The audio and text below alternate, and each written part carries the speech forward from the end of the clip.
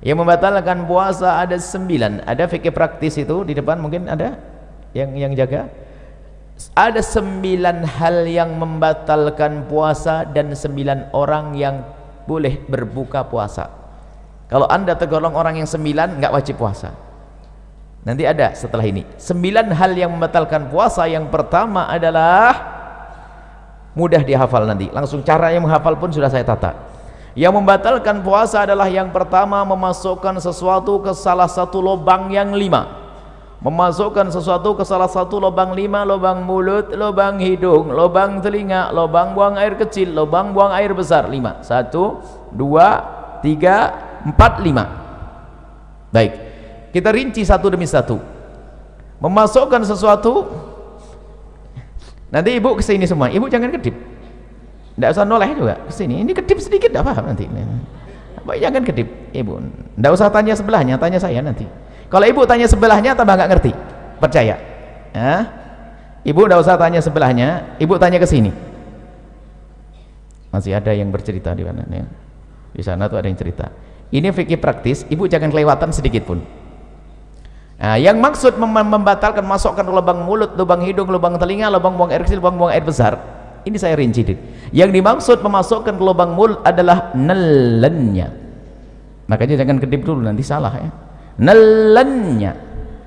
Maka selagi anda tidak nelen, maka tidak batalkan puasa. Misalnya di satu pagi anda melihat es krimnya anak-anak kok lebih, lah ini sayang, esnya lebih, langsung dimasukkan ke mulut, batal enggak? Enggak batal asalkan jangan ditelan.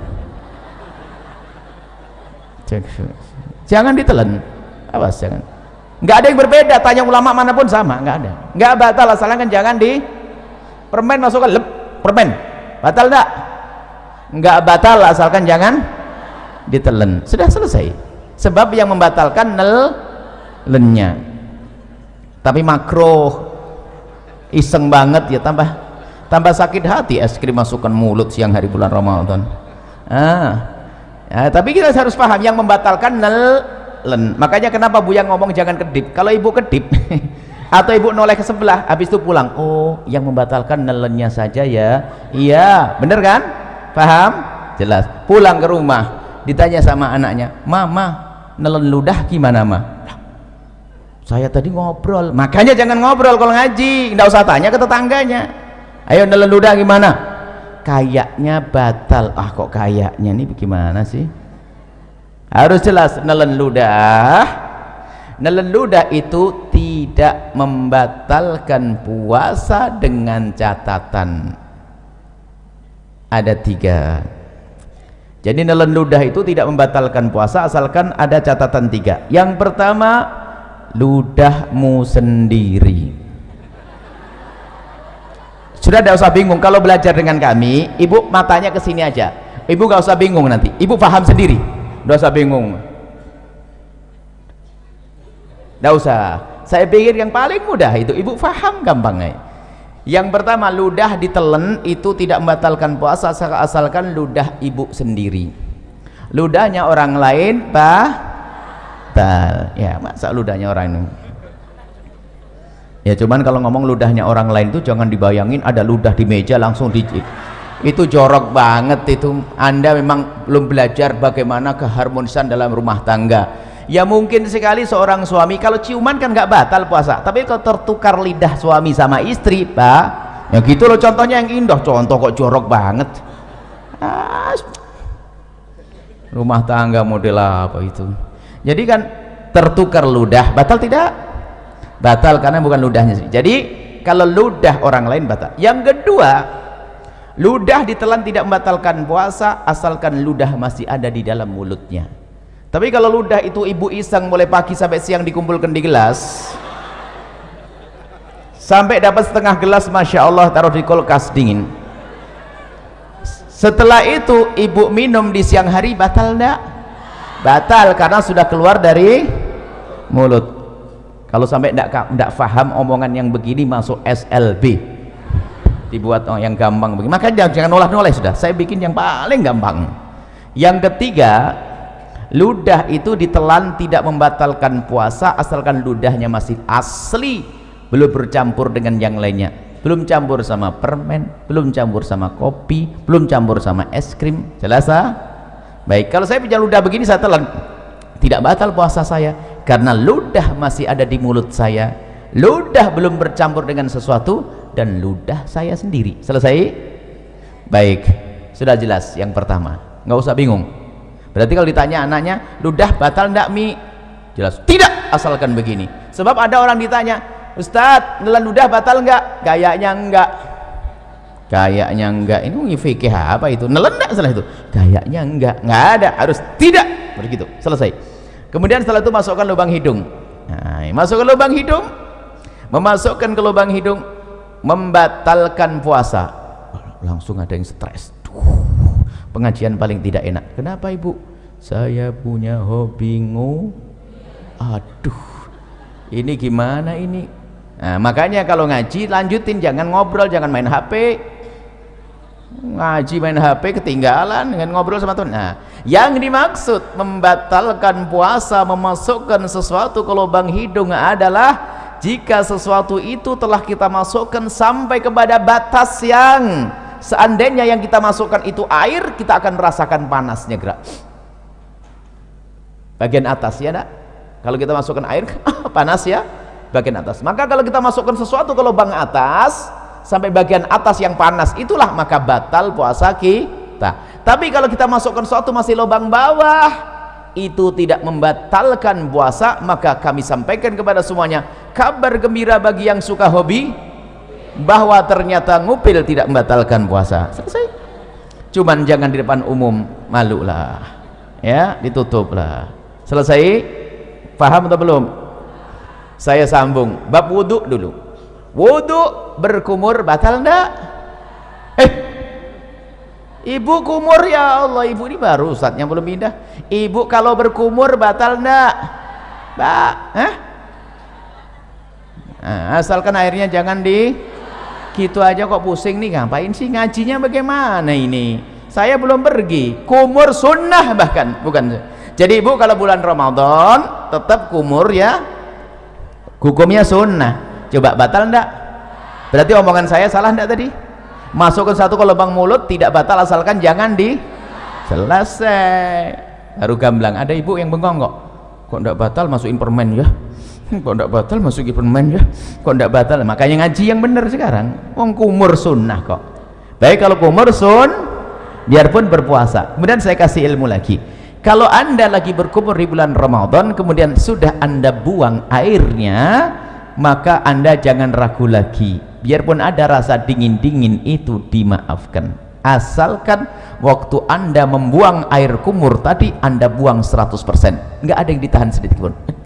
Kalau ada ditahan batal, tapi dibuang, sisa dingin itu nggak ada masalah. Pasti ada sisa dingin karena apa? Air. Selesai ya? Sama di dalam berwudu istinsak, memasukkan air ke dalam hidung ya sekedarnya, jangan sampai ke derajat tempat yang panah. Itu adalah tidak membatalkan, hukumnya tetap sunnah. Baik, kalau masukkan untuk kumur sunnah, tapi masukkan es krim makruh, tapi sama-sama tidak batal puasa. Masukkan es krim makruh asalkan jangan ditelan, tidak batal. Masukkan kumur air wudu sunnah. Baik, apa perbedaannya dua-duanya? Kesamaannya sama-sama tidak batal, perbedaannya kalau kecelakaan. Jadi begini ibu, kalau ibu lagi berkumur wudu, tak taunya ada petir jeder begitu kok ketelen, itu rezeki, nggak batal. Karena apa?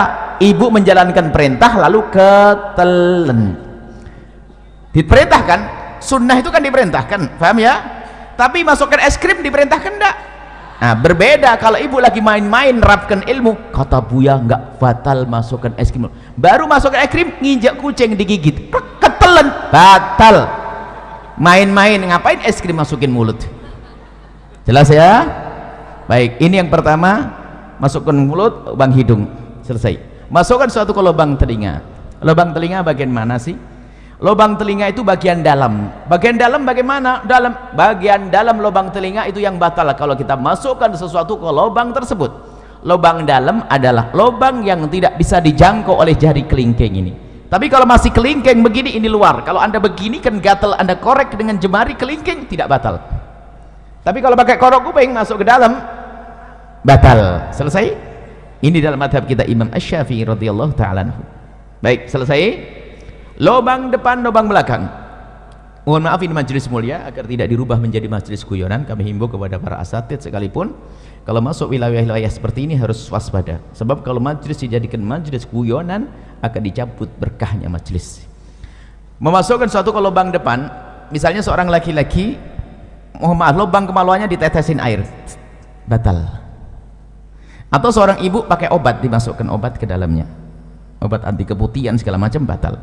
Atau mohon maaf nih, seorang wanita di saat hendak mensucikan diri dari bekas buang air kecil, maka wahai para wanita, hendaknya cukup digosok dengan perut jemari ini. Kalau digosok dengan perut jemari ini sekuat apapun, maka ini masih bagian luar dan tidak batal. Tapi kalau mohon maaf, kalau jemari yang dibelokkan begini masuk ke wilayah dalam, batal puasanya. Maka Allah sudah maha tahu cara mensucikan, cukup dengan perut jemari, tidak usah kena ragu-ragu. Ini biasanya santri yang setengah ngajinya itu ragu-ragu, kena was-was, pengen dimasukkan ke dalam, batal puasanya dan bikin penyakit kotor. Cukup dengan perut jemari, sekuat apapun ini bagian luar, asalkan dengan perut jemari, dibersihkan dengan perut jemari, itu bagian luar, tidak batal puasanya. Jangan sampai gara-gara dengar omongan saya nanti pada nggak bersih diri dari buang air kecil, kacau nanti. Bersihkan dengan perut jemari, selesai. Kemudian untuk lubang belakang sama, bersihkan dengan perut jemari. Kalau ada dibelokkan begini, batal, dimasukkan dengan perut, dengan jemarinya. Selesai, itu yang pertama. Yang kedua, yang membatalkan puasa adalah muntah dengan sengaja. Muntah dengan sengaja. Kalau orang muntah tidak sengaja nggak batal. Hamil muda muntah, naik kendaraan mabuk muntah, tiba-tiba masak sesuatu bau muntah, nggak apa-apa, nggak batal. Yang membatalkan muntah dengan sengaja, digorok perutnya, muntah, atau mencari bau yang paling nggak enak biar keluar, biar muntah. Kalau dengan sengaja tapi kalau tidak sengaja tidak batal. Dengan catatan, ini catatan ini umum, secara umum, asalkan habis muntah yang tidak sengaja tadi, jangan nelen ludah sebelum berkumur. Kalau nelen ludah habis muntah, ludahnya ditelan, batal puasanya. Kenapa begitu? Ini pemahamannya kembali yang pertama tadi. Muntahan dari dalam perut kita itu najis lewat tenggorokan ke mulut. Berarti mulut kita kenapa? Kena najis. Najis itu cara mensucikannya dengan air, bukan dengan ludah. Maka kalau kita meludah 1000 kali biarpun mulut bersih, tetap najis. Maka cara membersihkannya mulut yang terkena najis, cukup ambil air bersih seperti ini, umur, selesai. Maka bagi yang kok muntah tanpa sengaja di siang hari, maka bulan Ramadan, maka bergegaslah mengambil air, jangan telan ludah dulu. Kalau memang meludah, dibuang ludahnya sampai ketemu air, berkumur. Setelah anda kumur sekali, boleh setelah itu ludah ditelan. Kenapa? Karena ludah ditelan menjadi batal puasa kalau habis muntah tadi sebelum berkumur, karena ludahnya sudah tidak murni lagi kayak pertama tadi. Ingat, karena ludah sudah bercampur dengan najis. Selesai ya, mudah dihafal. Yang pertama masuk ke satu ke lubang 5, yang kedua adalah muntah dengan sengaja, mirip muntah dengan itu satu paket. Kemudian yang kedua dan yang ketiga, yang ketiga dan keempat yang membatalkan puasa, yang ketiga adalah berhubungan, bersenggama biarpun tanpa keluar air mani. Cukup bersenggama, seorang suami mohon maaf memasukkan kemaluannya ke istri biarpun baru sebentar lalu ditarik, itu membatalkan puasa. Biarpun sebentar, biarpun tidak keluar mani.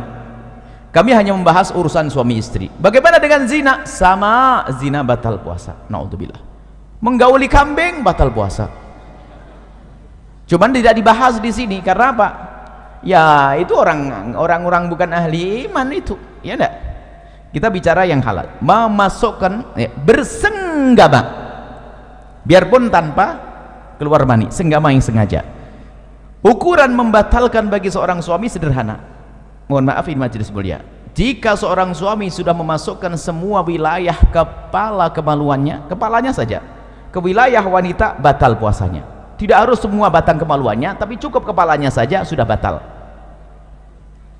Awas, ini harus paham di sini, hati-hati. Kemudian bagi seorang wanita berbeda. Kalau wanita tidak harus semua kepala kemaluan suami, tapi cukup kemasukan sedikit saja sudah batal. Kemasukan sedikit sudah batal. Masuk bab yang pertama tadi. Masuk yang pertama tadi, membatalkan suatu, masukkan suatu dengan sengaja. Maka saya ingatkan balik yang pertama. Mohon maaf, wahai para wanita, dicium suami tidak membatalkan puasa. Seorang suami, mungkin suamimu adalah orang yang sangat genit, sering cubit-cubit, gak batal puasa. Termasuk jika suamimu memegang wilayahmu, wahai para wanita, tidak batal puasa, dengan catatan asalkan jemarinya tidak dimasukkan. Kalau jemarinya dimasukkan dan anda membiarkan, batal puasa anda. Mohon maaf, ini majelis mulia, tolong diangkat wibawa supaya tidak jadikan bahan guyonan. Kemudian setelah itu, yang ketiga kan bersenggama biarpun tanpa keluar mani. Yang keempat adalah keluar mani dengan sengaja biarpun tanpa senggama. Keluar mani dengan sengaja, mohon maaf, naudzubillah, mungkin dengan onani, dengan apa, sengaja mengeluarkan mani, maka batal puasanya. Tapi kalau keluar mani tanpa sengaja, tidak batal puasa. Mungkin seorang lagi tidur di siang hari, ternyata mimpi basah, dilihat ada air mani, maka tidak batal puasanya. Selesai. Jadi keluar mani tanpa sengaja, biarpun tanpa senggama, selesai. Dapat berapa? 4. Sekarang 5, 6, 7. Biar ngafalnya gampang. 5, 6, 7, haid, nifas, melahirkan. Satu paket. Haid, nifas, melahirkan. Seorang wanita lagi puasa jam 5 sore keluar darah haid, batal puasanya. Seorang wanita yang ahli ibadah biarpun hamil tua tetap puasa. Setelah puasa di hari itu jam 4 sore bayi lahir, batal puasanya. Melah ya nih. Yang pertama adalah haid, yang keempat 5 haid, 6 nifas, 5 melahirkan. Hafalannya harus jelas ini ya.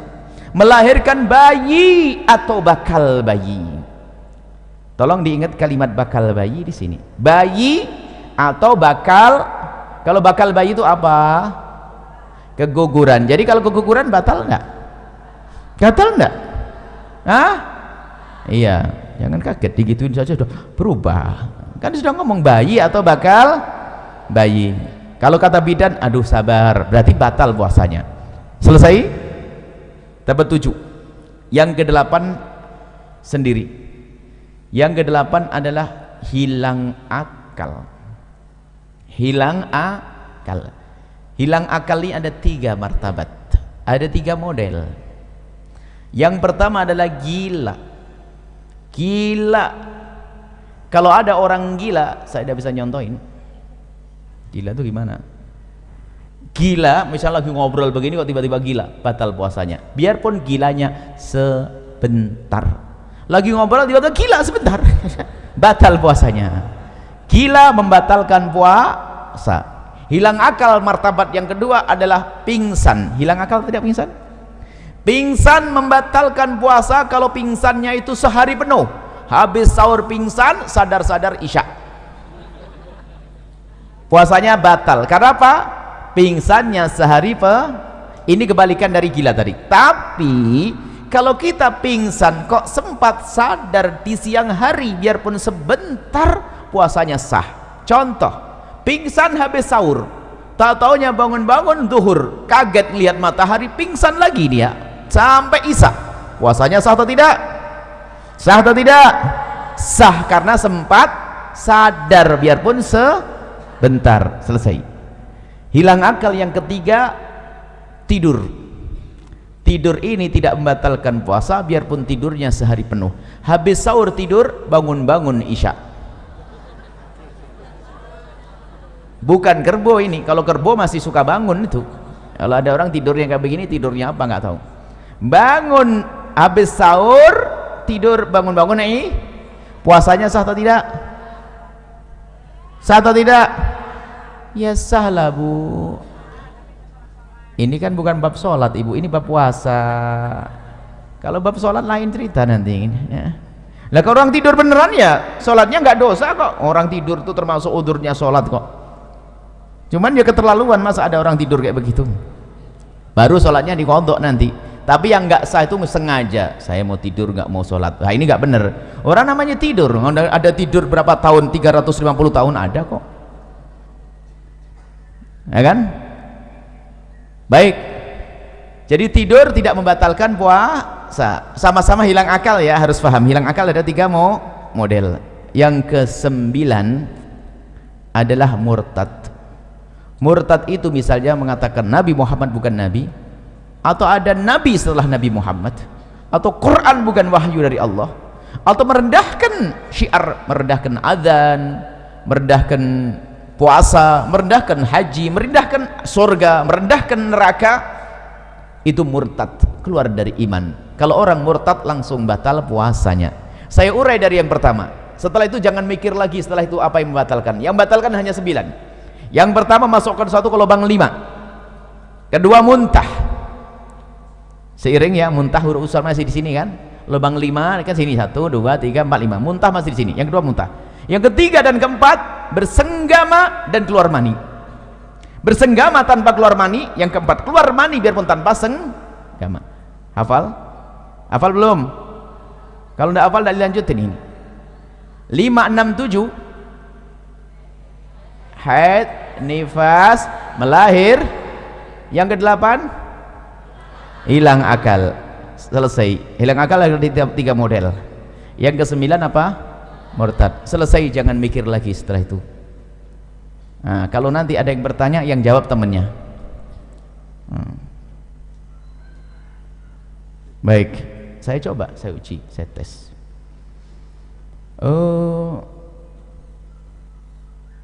Pernah sakit mata? Semoga tidak sakit, amin.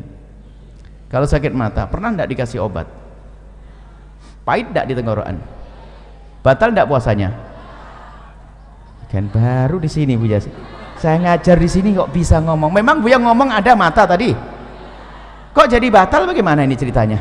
Kok nambah sendiri? Inilah belajar yang nggak bener. Suka ngarang begini nih. Ayo. Memang saya ngomong apa? Mulut, mata. Hah? Oh hidung. Lah kok ada yang batal, dari gimana Bu? Nah ini baru di tes 1 sudah gagal nih. Jangan-jangan yang lainnya nggak paham nanti. Coba, batal enggak masukkan ke mata, ke paha, masuk ke dalam. Wah, batal enggak? Jangan. Bahkan ini orang cerdas suatu ketika. Ini ikatan dokter. Ikatan dokter kalah sama Anda. Tiba-tiba, Buya, hukumnya cabut gigi siang hari bulan Ramadan batal enggak? Batal enggak coba? Gigi. Asalkan giginya jangan. Lah kok bingung gitu aja. Asal giginya jangan ditelan. Selesai. Kemudian ada lanjutannya, tapi Buya kan nanti darahnya terus ngalir akhirnya masuk ke dalam mulut. Berarti kamu takut ketelan darahnya kan? Iya Buya. Kalau begitu jangan cabut siang. Selesai. Tapi kalau selesai kok pusing. Belajar kok setengah-setengah. Makanya kalau ngaji itu yang bener. Ngaji ngantuk. Nah, jelas ya? Baik, nanti boleh tanyalah apalah setelah ini.